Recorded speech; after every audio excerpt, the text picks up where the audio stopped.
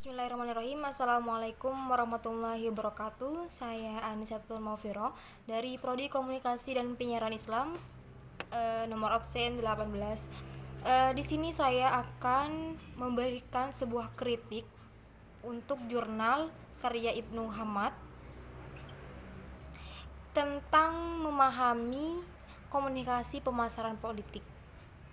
Dari judulnya kita itu sudah diberi suguhan atau sudah memberi suguhan bacaan tentang bagaimana kita memahami sebuah pemasaran dalam politik. Jadi pasti di kata pemasaran itu ada kata di dalamnya tentang produsen, produk, dan konsumen. Dan dalam judul tersebut,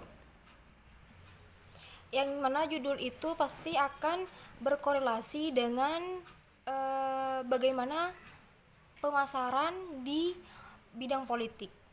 Jadi di politik itu juga ada pemasaran ya, maksudnya dalam itu terdapat ada produk sama konsumen dan produsen. Jadi produk di sini, produk politik ini bukan berupa barang, melainkan berupa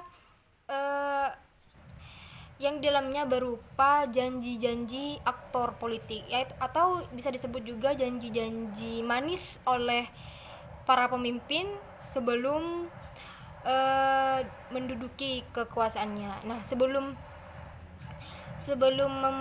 memperoleh kekuasaan, pasti seorang aktor politik itu akan mengadakan sebuah pemilu atau yang disebut, pasti aktor politik itu mencari dukungan sebelum pilkada berlangsung. Seperti contoh, sebelum pilkada berlangsung pasti seorang aktor politik tersebut akan memberikan wacana atau memberikan sebuah janji terhadap halayak, atau halayak di sini bisa berupa organisasi ataupun bisa berupa perorangan, masyarakat, dan yang lain.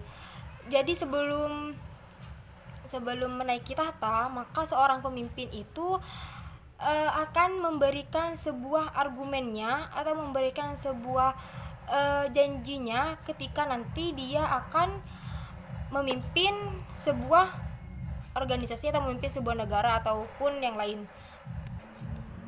Dan janji-janji itu yang di sini yang dimaksud produk politik.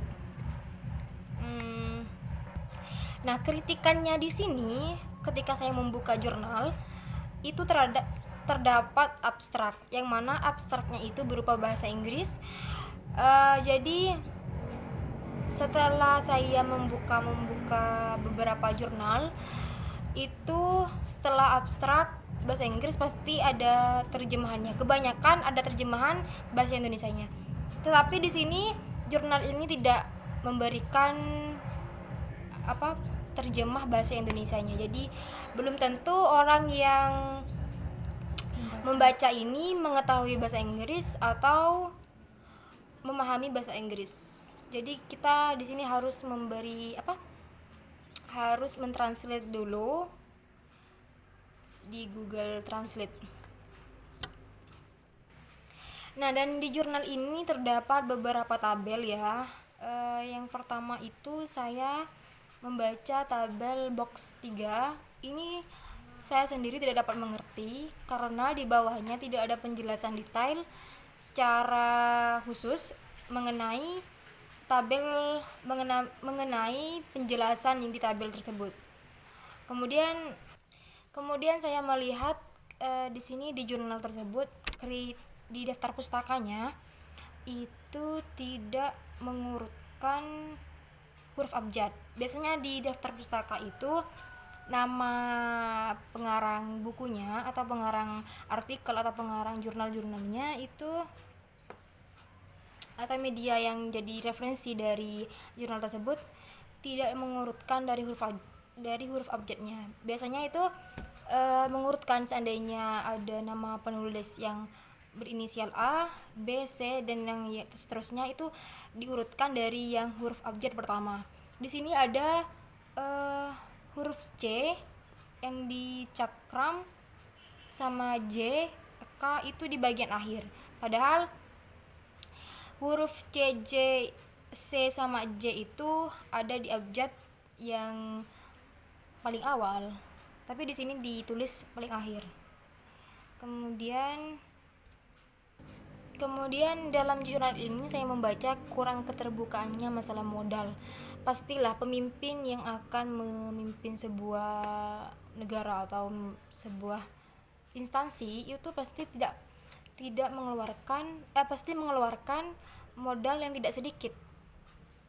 Bahkan di sini disebutkan sebagai contoh Partai Golkar, Partai PDIP itu mengeluarkan beberapa miliar, tapi di sini tidak disebutkan dari mana modal itu biasanya didapat, dan tidak ada kejelasan bagaimana nanti ketika seandainya pemimpin itu kalah, modal yang digunakan untuk berpemilu itu apa dikembalikan, apa kita menanggung hutangnya. Di sini tidak dijelaskan juga. Harusnya semuanya itu terbuka dalam jurnal ini, karena ini kan membahas tentang pemasaran bagaimana komunikasi politik itu terjadi. Ya, mungkin hanya ini yang dapat saya sampaikan, kurang lebihnya mohon maaf. Wabillahi taufiq wal hidayah. Wassalamualaikum warahmatullahi wabarakatuh.